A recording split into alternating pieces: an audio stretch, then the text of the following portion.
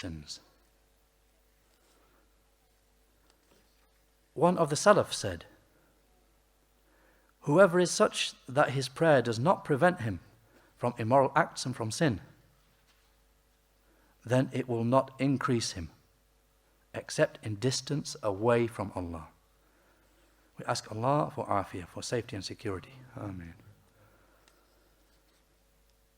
Because it is not the prayer which is required from us.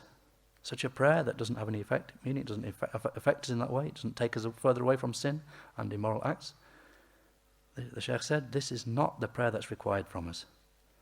The prayer which is required from us is a prayer with the true meaning of the word. And he gives an example from the Salaf. He said, one of the Salaf, when he entered into the prayer, he would not perceive anything else occurring. And his mind would be away from everything except for Allah, the Mighty and Majestic. And then after having mentioned that, that's the case with the Salaf, that we used to find with the Salaf, that's how their prayer would be. And he gives a specific example. He said, to the extent that Urwa ibn Zubair, rahimahullah, obviously Urwa, the son of the companion, Zubair ibn al-Awwam, radiyallahu anhu. So he's this tabi'i. He said, Urwa ibn Zubair, rahimahullah.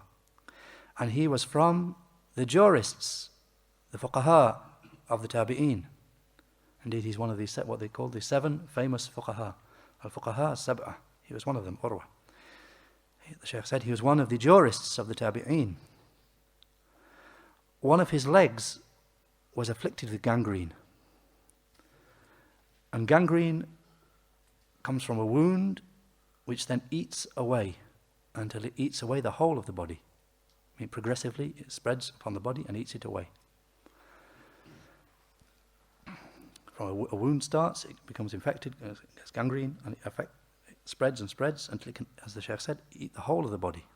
So therefore, the doctors decided to amputate his leg so that the gangrene would not spread to the rest of the body. And at that time, they did not have any possibility of anesthetizing. So therefore, he said, leave me until I enter into my prayer.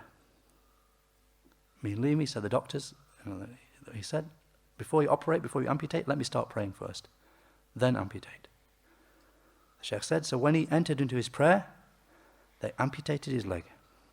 So he did not feel it, because his heart was preoccupied with Allah. And the heart, when it becomes engrossed, then the person does not feel that which afflicts the body. He gave the example, he said, look at the porters, these carriers. It doesn't mean like the porters we see here, just somebody who carries a small bag or something. That if you see over there in Saudi, for example, if you've ever seen them, there's some little Yemeni guy or something with a whole huge refrigerator on his back or something, in proper, what they call. I've seen them, yeah, you won't believe it unless you saw it, but they're proper carriers, yeah. Anyway, these hammalin, Shaykh said, if you see these porters carries a great weights, carrying furniture and goods, and bringing them downstairs, when one of them becomes afflicted with a wound on his hand or on his leg, when he's carrying something, he doesn't feel the wound, because he's preoccupied. And then when he's finished the job, then he feels the wound. Then he feels it. Just a side point here, with regard to this narration that the Shaykh mentions from Urwa ibn Zubair, and likewise, Imam al-Dhahabi, he mentions a few reports of this story in his great book, Siyar A'lam al-Nubala, volume 4, page 429 to 431. And just to mention some of the details, they mention that with regard to Urwa, rahimahullah, that the doctor said to him at the time, they said, that we can give you something, we can give you a drink. Obviously, as the Shaykh said, they had no way to anesthetize a person, they'd knock him out, so if he falls asleep and he doesn't feel, they didn't have any way to do that. But what they could have done, they said, we'll give you a drink, your mind will go. You won't know anything. I mean, whether it's alcohol or something in, but your mind will go. You won't notice. So he refused. He said, I never thought that anybody would take anything which took his mind away from his Lord. So he refused. He said, rather, do it to me while I'm in the prayer. So they said it's got to be amputated. If you don't amputate, it will spread. So, and they mentioned that he was on a journey when he took from Al-Madinah to Iraq. And when he reached this place, Wadi al-Qura, some distance from Medina, a little way from Medina, he had a wound on his leg. And it started getting worse and worse and worse. So the doctors said that we need to amputate. So he said, do it to me in the prayer. And they mentioned likewise, as the Sheikh said, they did as he said, and they mentioned that he didn't make any movement. Even on his face, he didn't make any movement when they amputated his leg. And they mentioned likewise, on the same journey, he lost his son, Muhammad. His son Muhammad, he fell, he was on the top of a stable, and he fell. And the horses trampled him, and his son died. Then they say when he came back on that journey, when he reached the same place, Wadi al-Qura, not far from Medina, that somebody asked him, how was this journey of yours? So on this journey of his, he lost his leg, and he lost one of his sons. So they said, how was your journey? So they say that he replied, لَقَدْ لَقِينَا مِنْ سَفَرِنَا هَذَا نَصَبًا.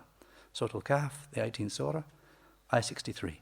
The same response which Musa alayhi salam said in the ayah, with the rough meaning that certainly we have encountered some fatigue in this journey of ours.